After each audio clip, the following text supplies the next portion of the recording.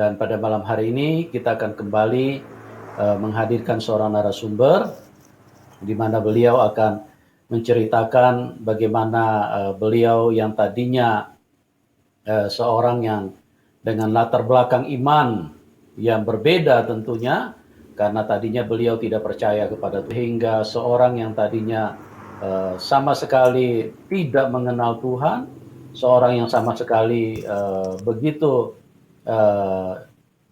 tidak suka kepada Tuhan, tapi akhirnya oleh kuasa Tuhan yang di atas segala-galanya, ya, di atas segala-galanya, itulah kuasa Tuhan, di atas segala-galanya, bisa mengubahkan bahkan keyakinan dan iman seseorang yang bahkan dari karakter ataupun keadaan-keadaan yang bertolak belakang itu bisa berubah. Orang bersaksi itu harus mengalami dulu baru dia bisa bersaksi.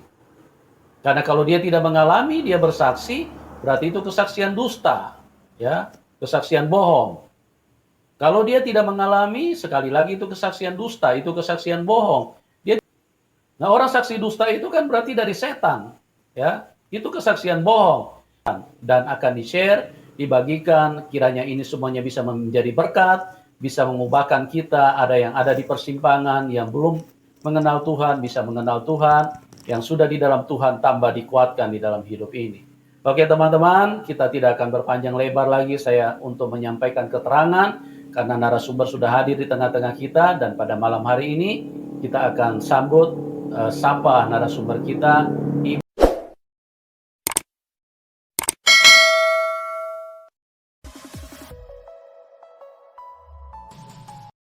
بشر المنافقين بأن لهم عذابا أليم.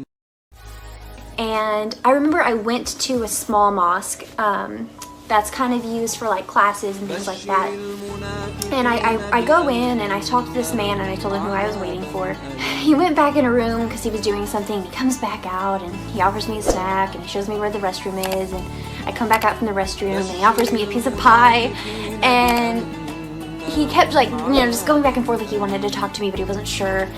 And at one point he said, "Here you go." And he gives me a calendar with like pictures of mosques. And I thought, well, that's really cool. And then he handed me like 2 Qurans, and I was like, cool, I can read these, and like maybe, it'll help me be a better advocate and be more understanding of Islam. And he sat down next to me and was talking at one point, and there were more people starting to gather in for the meeting. And before we started the meeting, he said, the way that the media portrays our religion, and he mentioned that and some other things. He said it's just the most misunderstood religion, and that really stuck with me. I thought I need to learn things for myself for sure. And so at the meeting, the women agreed to help me, and then they said, we're gonna go visit churches for World Hijab Day and give the women scarves and teach them about it. And so they do a lot of interfaith events. So we helped each other out. And when it was all over, World Hijab Day was done, I said, I'm gonna miss you guys, so maybe during Ramadan I can come and visit you at the mosque. And I knew that World Hijab Day did a 30-day hijab challenge, and I just thought, that's a lot, and I just don't know if I can do it, because I didn't want to put it on and try and then fail, to be honest. So I thought about it for a while. I had a few months because Ramadan was in, I think, April that year. And I decided to do it. And I thought, if I'm going to do the 30-day hijab challenge, I'm going to visit them at the mosque, I might as well fast as well. So I wore the hijab as much as I could out and about. I let work know, hey, I'm going to be wearing this. And I was at the mosque almost every night. There were a couple of nights I couldn't go because of work, because I was traveling at the time. And I noticed about a week or so, in maybe 2 weeks, as I was learning more, I could feel this change happening. And no one ever pushed me or anything. They just said, hey, if you have any questions, let us know. Or if something was going on that maybe I wouldn't have known why it was happening or what it was exactly, somebody would offer up the information. And I eventually asked my friend to teach me how to pray. And I was like reading the Quran. I would get up for suhoor and like watched people's stories, and I was like trying to learn about Islam, and that Lena came back around, the woman from the Salon Girl podcast, I discovered them, and so there was just so much going on. I was learning so much, and I was just really trying to dive into it, and I wanted to be a better advocate was really what my goal had been. But by the end of it, I was really falling in love with the religion.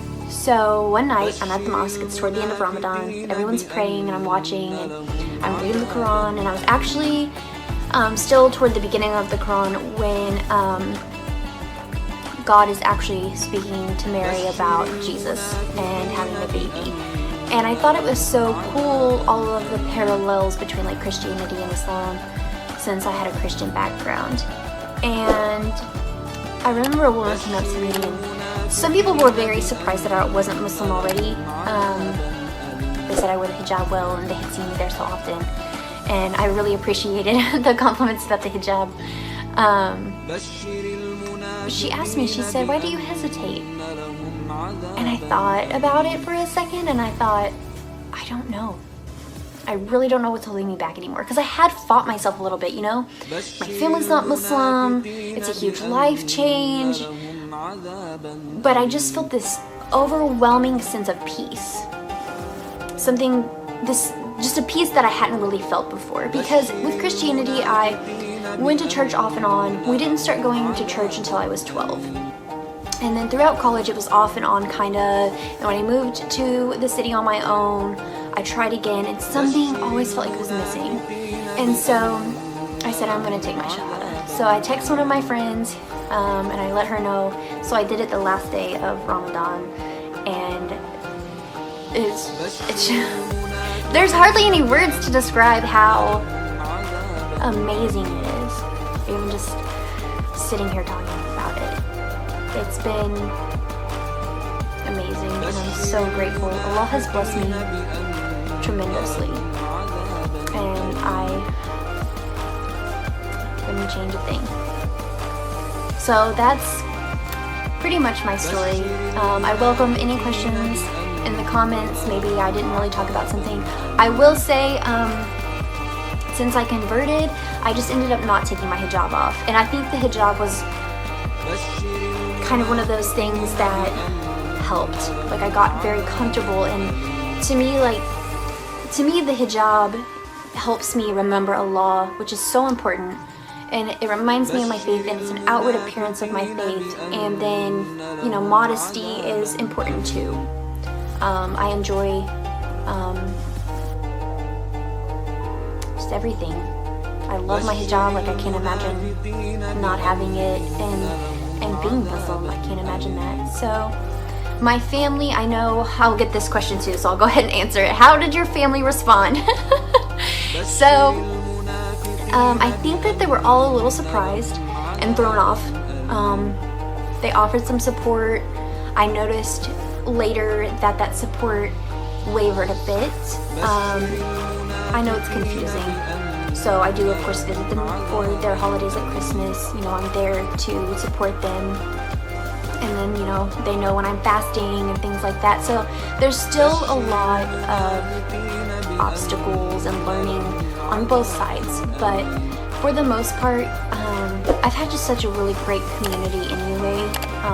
And I definitely threw myself in to like classes to like learn Arabic, and I've gone to Sunday school. So there's always going to be so much to learn about, and I'm trying to kind of take my family on that journey with me as much as I can without overwhelming them. But alhamdulillah, I found this beautiful religion, and I'm so grateful. بشر المنافقين بأن لهم عذابا أليما